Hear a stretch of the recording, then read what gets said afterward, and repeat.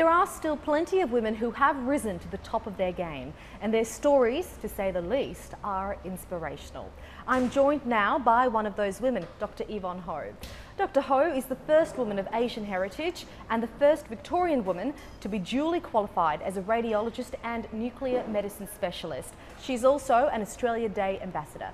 Dr. Yvonne Ho, welcome to talk about it. Thank you. Dr. Ho, tell us the Yvonne Ho story. So I am Chinese by heritage, Malaysian by birth, and Australian by choice. So I started my journey when I was still at school. At 16, I was already a music teacher. So then I went to medical school after that. So let's talk a little bit about your Chinese heritage, because that's obviously a big part of who you are. How did that influence your career path? For the Chinese people, education is very important. My parents never told me what to be. My parents said it was up to me what I wanted to be, whether I wanted to be a doctor, lawyer, engineer, musician. So in your opinion, what more needs to be done to get more women into leadership roles? The most important thing is to never give up. And I say this to everyone, whether it's a man or a woman, you know, if this is what you believe, you're doing the right thing, do it. So along your journey, did you ever have self-doubt?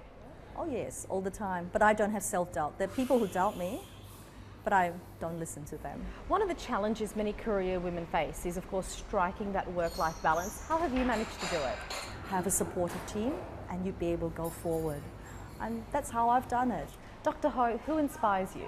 I'm inspired by lots of people. My mother inspired me, obviously my family. I'm inspired by famous people like Hillary Clinton, Margaret Thatcher, Mother Teresa. I'm also inspired by men, Nelson Mandela, but I'm also inspired by the people around us. People who may not be famous, but people who have done so much for the community. Dr. Ho, thank you for joining us on Talk.